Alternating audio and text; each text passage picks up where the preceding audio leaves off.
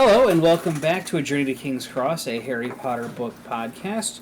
We're currently in the middle of Harry Potter and the Prisoner of Azkaban, Chapter 06Talons and tealeaves. We get a nice little image of Professor Trelawney, thank you. Which, the artist did a good job, but when I imagine Trelawney, casting and makeup and whatever did great in the movie. Yeah, the glasses are a little too narrow. She's not as glittering bug-eyed. Yeah. Her actually, getting, tea and stuff along those lines out and all that other stuff. She looks kind of like... I mean, we don't really have an issue with them here in the States. I think the Romani have a bit of a problem over in Europe and everything, but, she looks like a gypsy. Oh, yeah. Based off of... Racist. I have no connection. Have a Romani vibe. Yeah, I've never actually met one personally. Oh, I'm just saying gypsy is racist. It is? Yes. Yeah, it was, I forget the exact connotation, but it basically implied that you were, was it a beggar or a thief or both? Yeah. And it was that's why the term getting gypped. That's what it's by a gypsy. Because they're like, oh, well, gypsies are thieves and con artists. Yeah. And it was almost always the Romani because they had, the traveling caravans. Yeah. And so they always got labeled that way. Oh, personally speaking, I kind of think it sucks that basically you don't really have a place to call your own in terms of stuff. So moving around, constantly sounds like a headache and a half. It does, but I mean, I think that's the lifestyle they prefer. Hey, if that's what they want, I'm not going to stop them.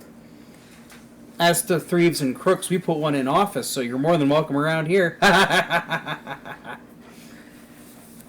Anyway. I put him in office. Neither did I, but, I knew what you meant. The joke still stands. We get a nice little moment where we get to the Great Hall and everything, and Malfoy, of course, does his fainting fit thing. And all I can think to myself is, this guy milks this way too long. I'm going to be honest with you. If I was just some random schmuck, basically, it might have been funny the first 2 or 3 times. Maybe. But he's got to be paying these kids and stuff along those lines, because I'd get really sick and tired of listening to the same person say the same joke over and over again. Let alone... for the 15th fucking time. Yeah. I do like that Fred and George basically comment about the fact that he was curled up in their frickin' area, basically. Right, that he ran scared into their cabin. I mean, he roams around bullying all the kids, so he probably ran into the first one he could. Just unfortunately happened to be Fred and George's. I mean, to be perfectly honest, Fred and George are pretty effective wizards and witches and stuff. So if I was like a lump like him and everything, I could think of worse people to use. Not as to my mention protection. they're 2 times his size, being beaters and all. I always imagine them having some fucking arms on them, if nothing else. Oh yeah, for sure. Not maybe huge, but definitely probably played rugby if they weren't in Quidditch teams. I get a distinct impression Crabbe and Goyle wouldn't be picking a fight with Fred and George anytime soon. Probably a reason they don't pick on Fred and George. I don't think anybody messes with Fred and George, considering what they're capable of, let alone physically. Right. Fair. But hearing that Malfoy ran scared into Fred and George's cabin, how did they put it? Like a scared chicken or something? Dude, once I heard that, and Malfoy started being like, Dementor! Oh, really? I don't see you running for cover, Malfoy. Heard you weren't so hot shit on the train either. I think, he wasn't so cocky. He came running into our compartment. Yeah, nearly wet himself, he says with the... Yeah. Yeah. I would be throwing that right back at Malfoy. My thought is, Hey, even if it's not true, I'd start sending rumors around that Malfoy pissed himself when he came to sight of the Dementors. Richie Rich kid, what do you have to be afraid of? Yeah. What traumas have you gone through in your life? Because, that's... To be fair, we did have that run-in with Voldemort in year 1. Draco? Yeah, Draco was in the scene with Harry and everything. Oh, yeah, the unicorn. Yeah, so, there's... So what, is that the only thing?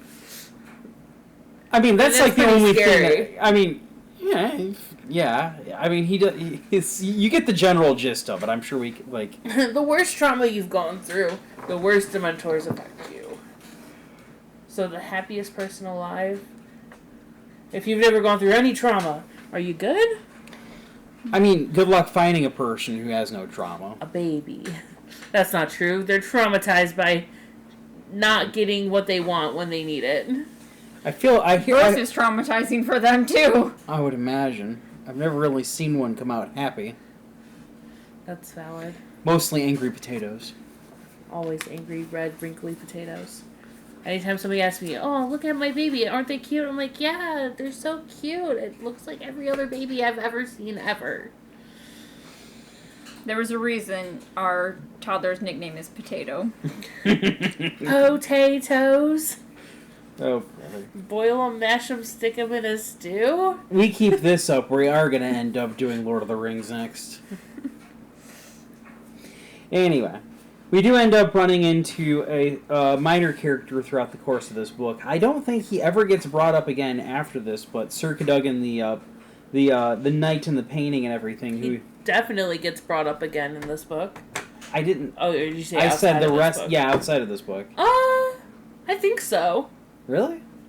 When? I think I don't remember when, but I think he's mentioned. We'll put a feather. We'll put a Put pin a pin in it. I'll look it up. We'll see if he actually pops back up and everything. I'm convinced this painting has ADHD or something because he is very easily distracted from his original concerns. He's like, I'll fight you for coming over here and checking on me and shit and stuff along those lines. And the second they're like, we need your help, he's like, of course, right away, no problems.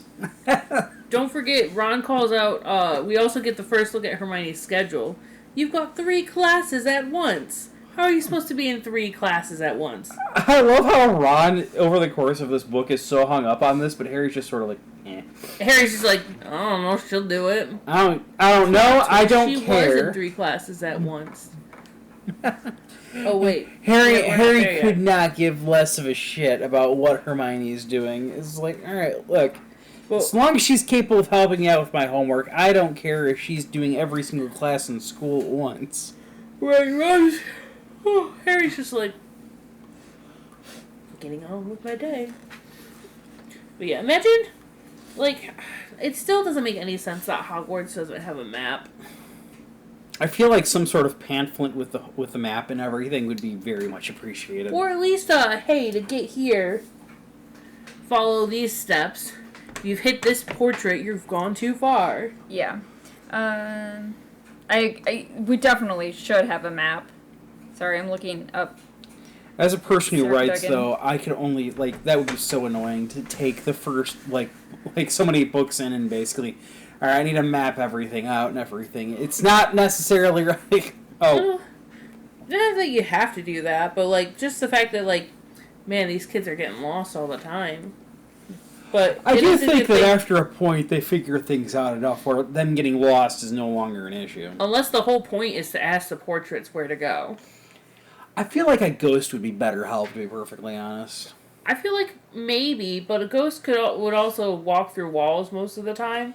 So they're like, yes, I'm not quite sure how to do that the normal way. Because I usually just go through this wall, go through that wall, and I'm there. Same logic for a painting. They're not going through doors or anything. They're going from painting to painting, so they're still not going to necessarily view the castle the same way a person would. Fair. But also, if you think about it, like, painting to painting, you still have to follow the walls. Yeah, but not every room's going to have paintings in it. That's true. Okay, he's mentioned in the 4th book.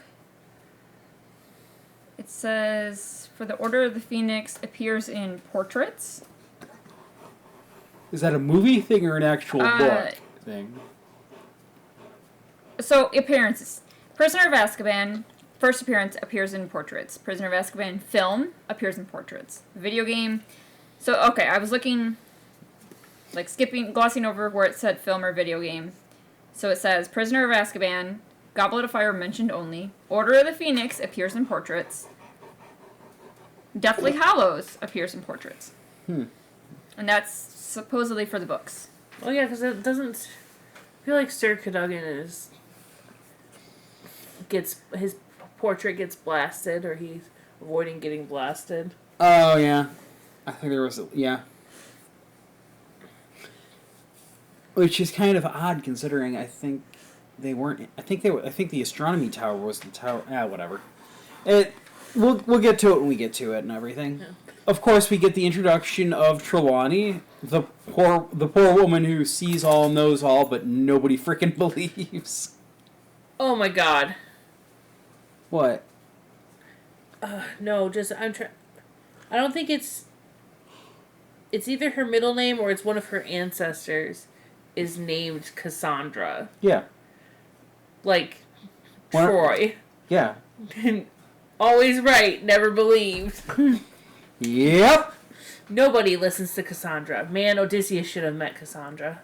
Rowling has a habit of making like references and stuff all over the place. It's actually pretty interesting going and pinning through a lot of the little things in terms of like British history, lore, Latin, Greek, and all that other fun stuff. We forgot to bring up an important fact last chapter, by the way. Hit me. We have our new Defense Against the Dark Arts professor, Wolf. Oh, yep, Wolf. Because his name is Remus Lupin. Damn it, Moon! Wolf. Couldn't make that any more obvious, could we? Wolf. I mean, we have Sirius. Hi, dog. Black dog. If I recall, I think Actually, it's Dog Black, but... Dog Black. his whole family's named after constellations and everything. Yes. Man, is everybody capable of technically seeing into the future? Because some of these names are a little on point.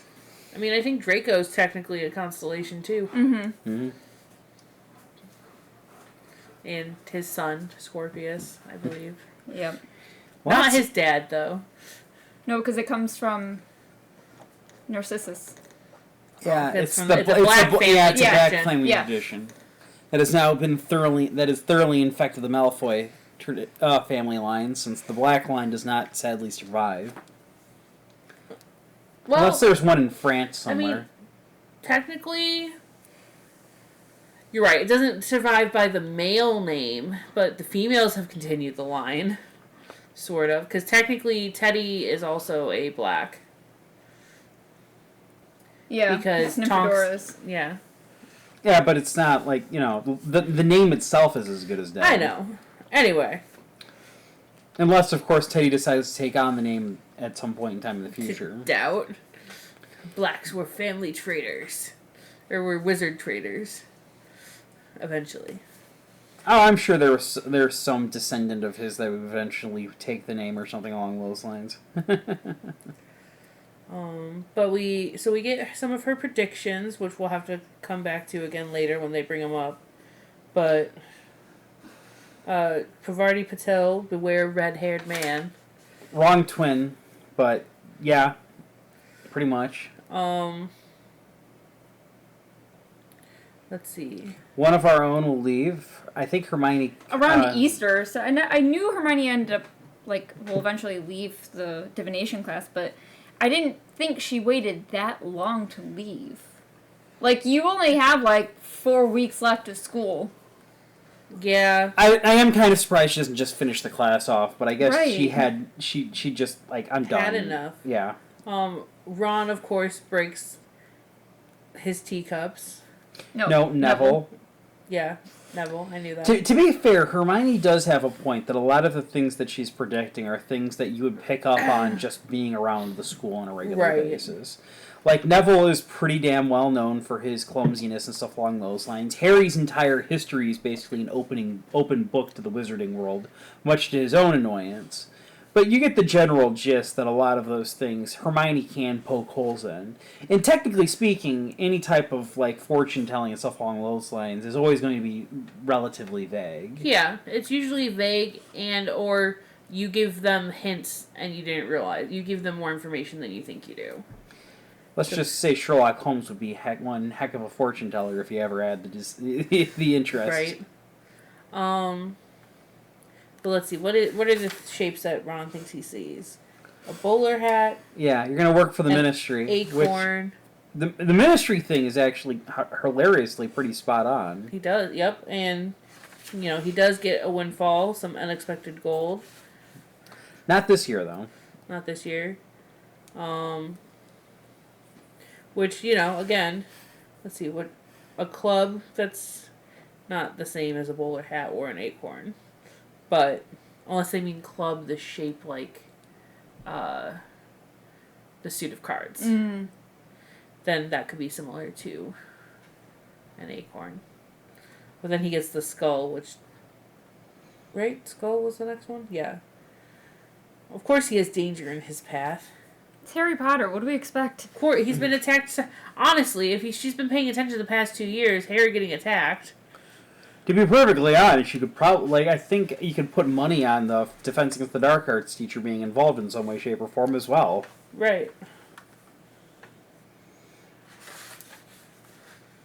It's one of those things where it's just like, the whole thing with Harry is just sort of like you're playing on easy mode when it comes to foreseeing the future, basically. Right.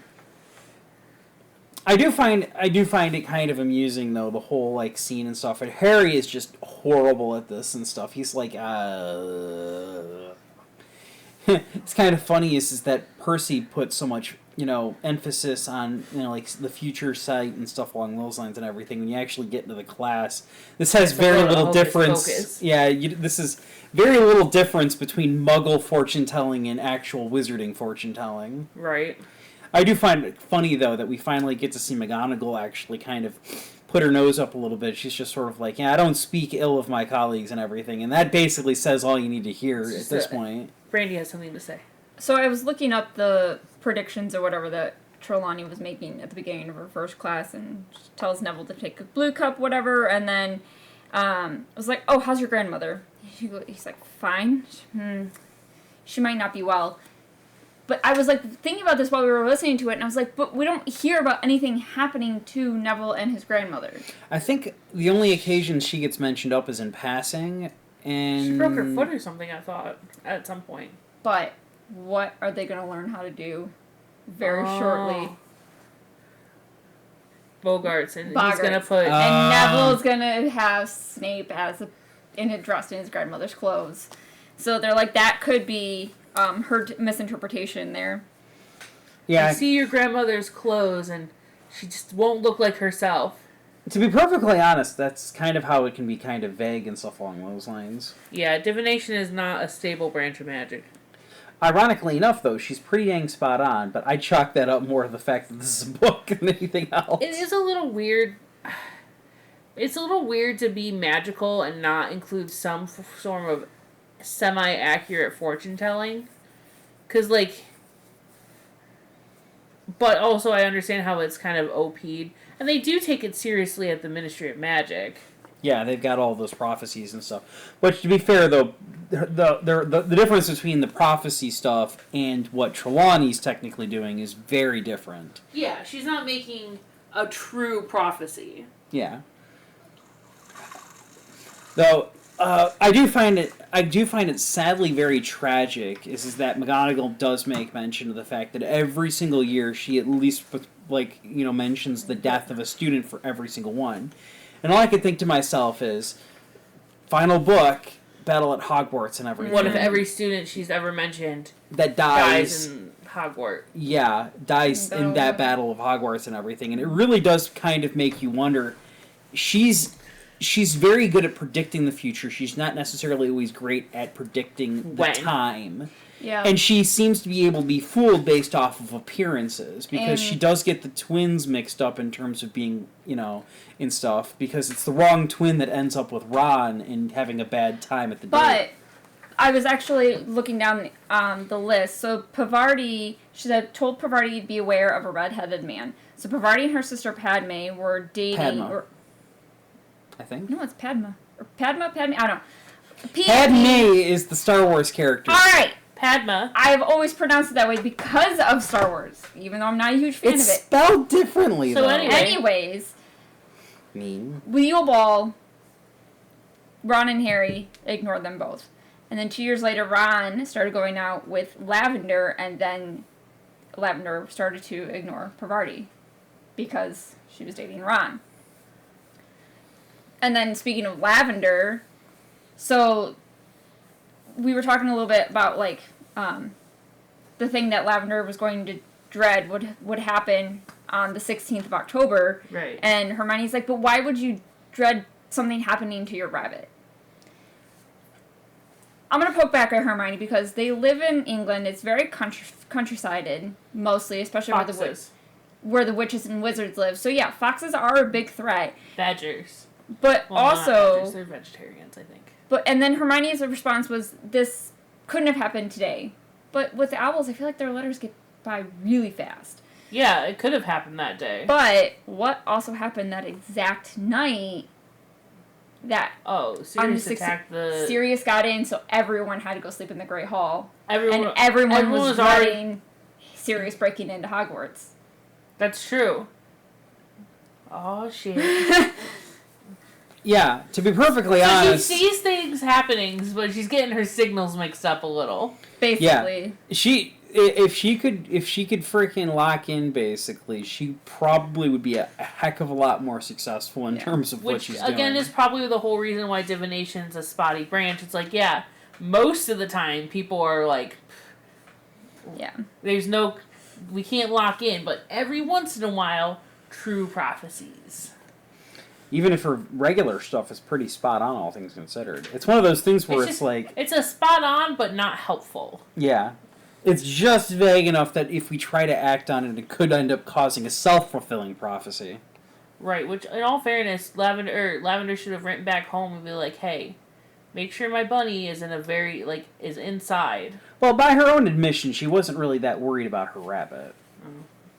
Which is why it seems like a bit like it's a false positive in a sense. People think, it's like she just happened to get the news. That's not what she was dreading. The true dread was the Sirius. Yeah. Good point.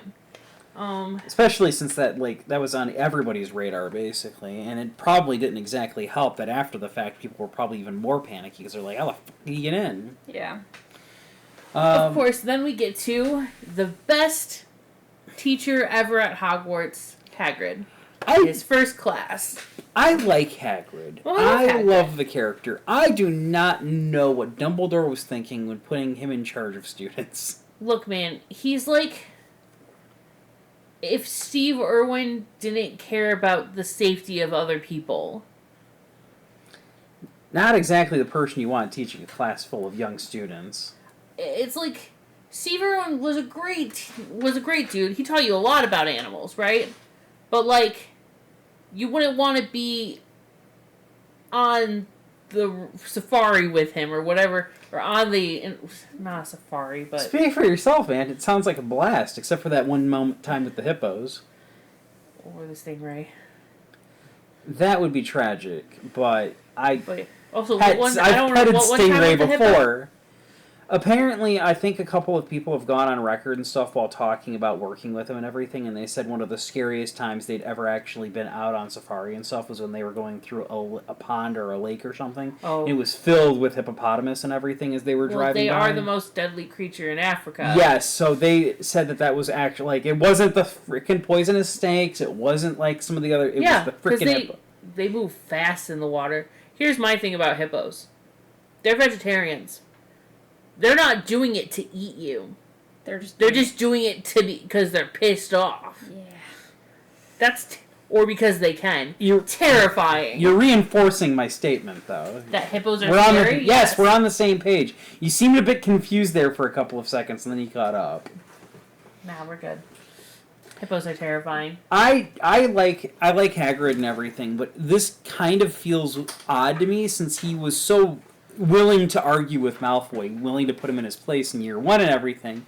And now that he's a teacher with even more authority, he seems less inclined to use it in a sense. I feel like McGonagall would have shut down any conversation that was happening during her class and stuff. The fact that Hagrid completely ignores the fact that some of the students aren't paying attention and everything, you know? I think Hagrid's just too excited about his first class that he forgets to be an enforcer of the rules. For the most part, he doesn't really change his methodology when it comes to teaching when he's doing other classes. I know for a fact that year 3 gets extremely boring with flubberworms and stuff along those lines because of the whole Buckbeak incident. But it's one of those things where it's just sort of like, I feel as much as I like Hagrid as a person, he feels very unreliable as a teacher. Especially since we don't even know if the Blast-ended Scroots are technically legal creatures that he should be allowed to have. Because there's some vagueness around that. And I'm just sort of like... I'm still not sure if those were an illegal creature, or if they were purposely for the Triwizard Tournament, or if they were just like, yeah, we saw these, Hagrid. We'll forgive you if you let us use them. There's a lot of like little shady things where it's just sort of like, maybe. The rules are very bendy. Yeah, the laws are very bendy. unless it's plot relevant, in which case, he's like, 2 years ago you threw me into Azkaban for whatever you wanted, and now you want my help. Okay. There's like quite a few like little occasions where it's just sort of like this could have probably gone much worse. Not to mention, like, Hagrid is definitely a prime example of very knowledgeable, but not good in a power setting. Yeah. He was more authoritative in year 1 basically as just the groundskeeper than he was as the actual, teacher during this year and everything. I'm going to be honest with you, with how his temper usually works, I'm surprised he's not harsher with Malfoy during his classes and stuff along those lines, you know what I mean? Yeah. Especially since he doesn't really have a very high opinion of his dad or anything along those lines, and a lot of his troubles and problems kind of can be stemmed to Malfoy himself, and it's like, I feel like it's surprising there isn't more bad blood. It's one of the instances where I feel like the way that she wrote a character, she kind of just... It goes down. Like, she just makes him, it seems like, more and more oafish, more and more unreliable as a... Yeah. In year 1, his issue was he was a bit of a blabbermouth and stuff along those lines. He was a little but other than that, he was still an intimidating character. Like, very few people would... Like, it's... A lot of times, especially when it comes to Hagrid, it definitely feels like he is what the plot needs him to be in that book and in that scene. Because in book 2, he's set up as a red herring. Yeah. But he doesn't seem like he's, oafish or like as incompetent. But in this book, they really kind of go into the incompetence. Malfoy should not be running roughshod over a teacher in a classroom setting, especially, and everything. Right, which, again, it still leads into the whole Hagrid was probably just too excited about his first class. To be honest, though, I feel like they did a much better job in the movies. Hagrid feels like you can kind of see that he's actually nervous, and like he's actually asking Harry, like, "Am I doing?" And he's just like, you know what I mean? Like he's legitimately like, you know what I mean? He's and like, then when an emergency does okay? happen and stuff, he's like, "Well, if he got injured, I should do it since I'm the teacher and everything." And he picks up Malfoy and takes him there immediately. I'm surprised that Malfoy pretending to be injured is able to survive nearly as long as it does in the book. In the movie, it's not even a plot point. He fakes it in the nurse, but Pomfrey gets on his ass about it. He's just sort of like, "Oh, you're fine, Malfoy. Get out of here," basically. You know what I mean? I thought that was at the Hogwarts game. No, I'm pretty confident it was book 3 or something along those lines. No. I know that. I mean, when they put him, when he's in the hospital wing, is when Harry's in the hospital wing. They kind of combine the events. It is, yeah. It is in movie 2, isn't it? Book 2 or movie 3. Is it in movie 3? I thought, that she says, "Oh, maybe I'm thinking of." You're right. I'm thinking of some. You're right. Because movie 2, when Harry got his arm. Yeah, because she's like, "Oh, get out of here, Malfoy! You're fine. Get out of the way." And then he was just whining because he fell off his broom. Yeah. Well, in the movie, he landed on his ass pretty freaking hard. He did the splits, and I'm pretty sure he landed on his balls, not just his ass. That's fair. But yeah, confusing. But yeah, you're. Yeah, I think I'm surprised Madame Pomfrey doesn't be like, no, you don't get a sling, you don't get nothing. Shove off. You're insulting my ability as a healer. How much would I bet she probably was like, no. You don't need that. He had to make his own. Yeah. Daddy sent me a sling. I need to milk this for all it's worth. I'm kind of glad that isn't a plot point in book 3 and movie 3, because I gotta be honest with you, that would have been frustrating to watch, let alone read through him taking advantage of the situation and shit. I mean, he does have a sling for a little bit in the movie. But yeah. It's not, like, as big in, like, not to mention, they don't even mention They also reschedule a Quidditch game because of it. That's barely even touched on in the movie.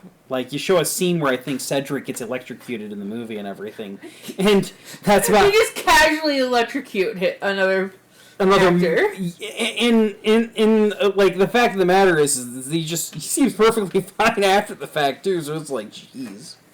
Madame Pomfrey's good at her job. Oh, shoot, but that can kill a person. Jeez. They're wizards. Seamus blows himself up on the daily.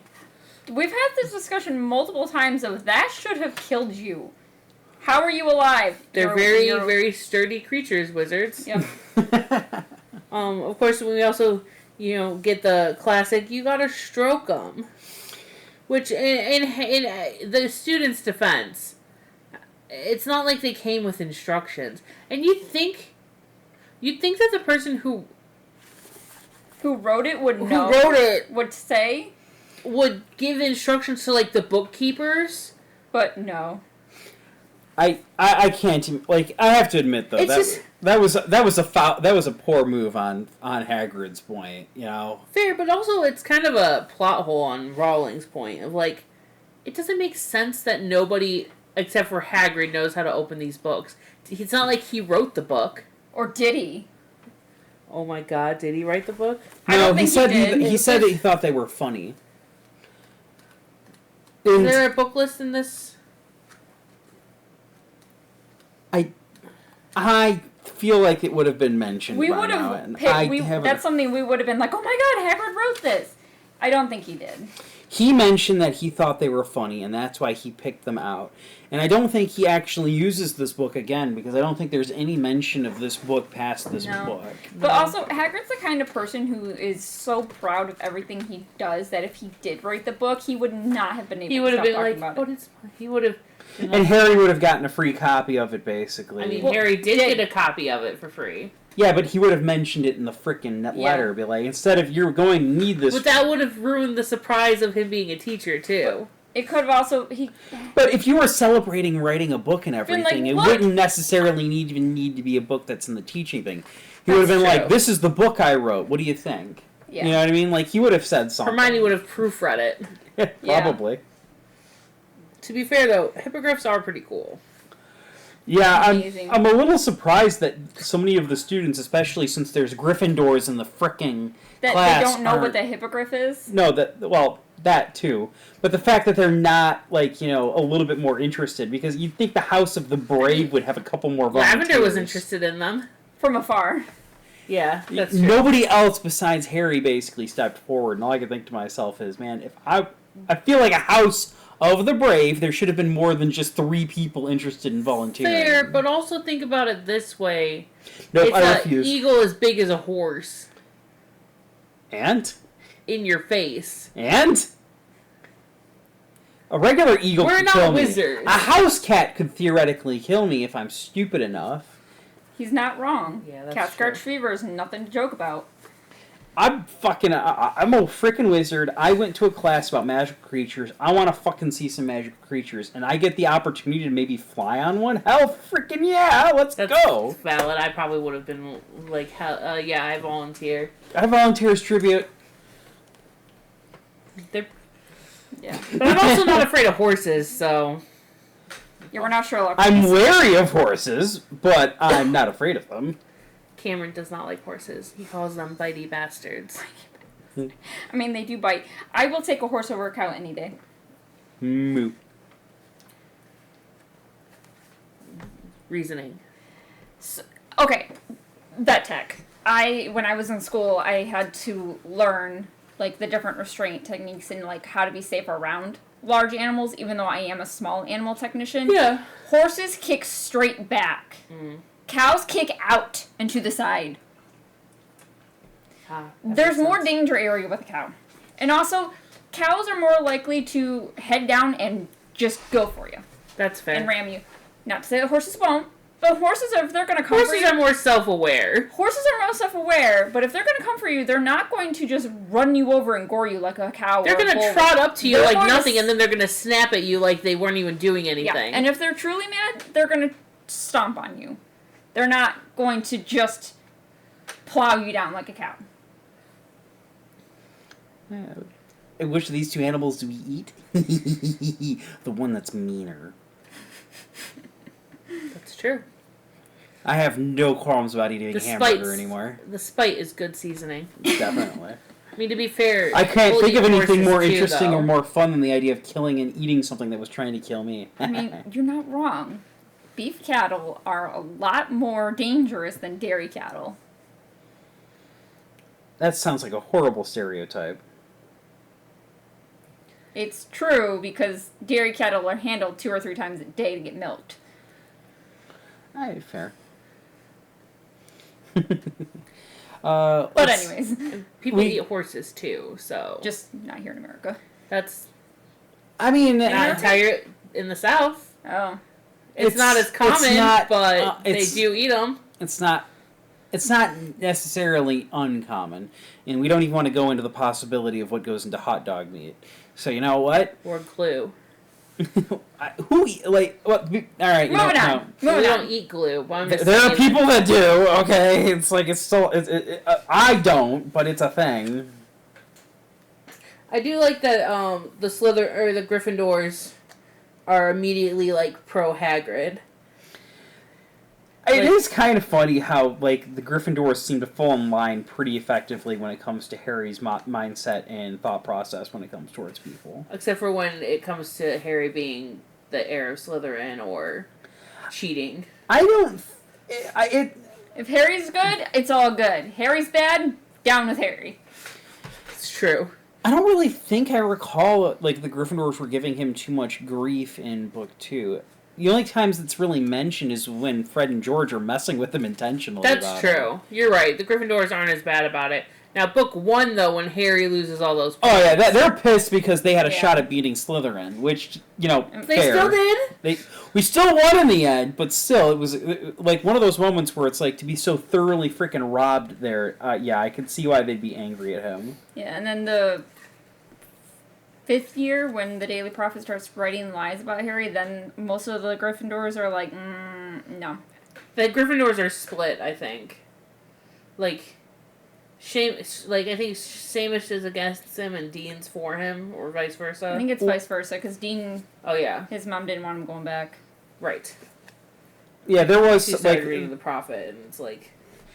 It doesn't, but it doesn't last super freaking long, and if it does, it's very rarely mentioned too far after that detail. Because more often than not, after the freaking DA starts up and everything, everybody who goes, which is a lot of Gryffindors and stuff along those lines, just... We dropped the book. And we're both trying to figure out which one of us is going to actually pick it up, because we both start reaching at the same time. It's very They annoying. almost knocked heads a couple times. And of course we have Harry and Ron and Hermione going down to visit Hagrid, who is getting drunk. And then, of course, once he sobers up, he's like, "Harry, you're not supposed to be here. Get the fuck out of here. Go, go, go, go. Be gone." Like, did you not realize who he was this whole time? It probably took him a second to sober up, I guess. Probably in the back of his mind as he's drinking. There's something wrong with the fact that Harry's here. The fact that they so oh well, they have absolutely no concerns whatsoever about disobeying the rules. Right. Well, to be fair, when they left, I don't think it was dark yet. To be fair, some of these conversations must take for freaking ever, because when they headed down originally, I don't think they even had an issue. I don't think they didn't have the cloak or nothing. It wasn't like they were going down there Yeah, it wasn't after curfew yet. Yeah. At all. And they're like, if we're fast, it shouldn't be a problem. Yeah, they knew what they were doing. no, it was almost dark. Because it was... Where was it? Hagrid was right to be angry and everything, but they didn't go down there when it was illegal. If that makes sense. It doesn't specifically say. It says they went up to the common room after dinner and tried to do the homework, but kept looking out the window. And then Harry noticed that Hagrid's light was on. Ron looked at his watch. If we hurry, we can go down. It's still quite early. And then I think the loophole was that don't leave the boundaries of the school, like as in the fence, the gate, after dark. But Harry does say, I'm allowed to walk across the grounds. Sirius hasn't gotten past the Dementors yet. We're working on it. And then when they're actually going across the grass, it does say it looked almost black in the twilight. So the sun is probably mostly set at that point. Fair. Also, to be fair, when you're up in a tower, it's going to look a lot lighter than when you're down on the grounds. Especially surrounded by trees. And how long is it going to take them to get down from their tower and across to the castle? That sun's going to set a lot faster. And it's going to look a lot darker on the ground once the sun... Like, depending on how tall the trees are, the sun could be up for probably 15-20 minutes before it's officially set behind the tree, like the sun at the horizon. I really would like to just pluck a hair and just hand it to you and be like, here, split this, since you're already in the process of doing that already. Here, hold on, let me see. I might have a split hair going on. But overall and everything, it's not exactly it's a relatively long chapter, but there's really only so much to really go into detail about and everything. You know, because that pretty much just gets us, like, to the end of Chapter 6, more or less. I do have a gripe that at the beginning, when we're talking about Sir Cadogan, I had a very hard time Googling him because I did not expect it to be spelled as Cadogan. And I'm pretty sure when I was reading this when I was younger, I did read it as Cadogan. To be fair, the whole pronunciation thing in Book 4 with Hermione was because people were mispronouncing her name for the longest period of time, too. I'm going to be honest, when I read names that I don't know how to pronounce, I just go, Yeah. Just sort of skim over it. I know who the person is. It's like, it goes in my net. That's how you pronounce the names of these places. Like, yes, we're off on our way to him. Yep. If it's any consolation, I'm reading a freaking junior Scooby-Doo book for my son for his bedtime and everything.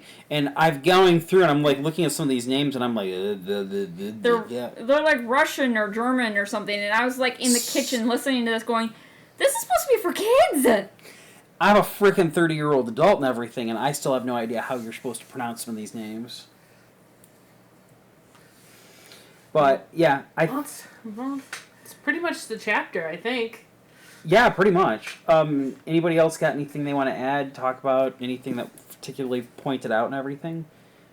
I do believe somebody made a joke online and everything about Buckbeak and just how easy it would be just to change his name.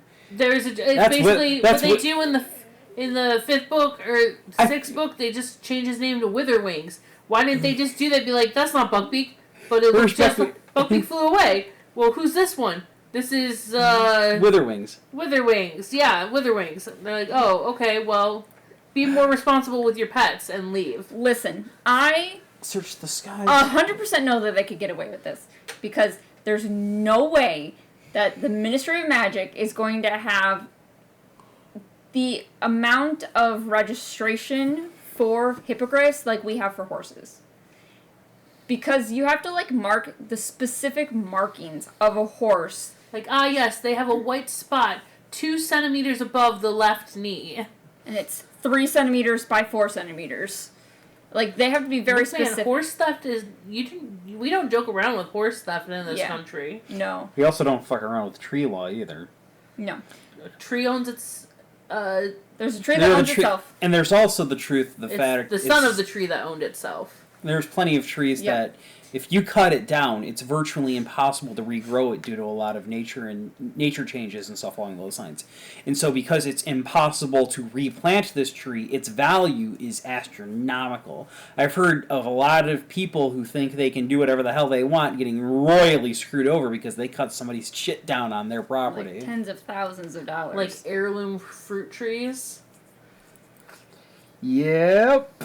it ain't exactly. Trees are expensive. Yeah, don't mess with people's trees, especially if they're not on your property. Yep. And the amount of trees that are illegal to cut down anyway because they're. Oh, that son of a bitch! What? Game problems. No, Cameron. He got the frickin' shiny Charizard in the stupid frickin' Pokemon card game. The bitch! What a bitch. You... Oh, man, I am pissed. This motherfucker... He can stay home tomorrow for all... On that grumbling note, do we have anything else about Harry Potter?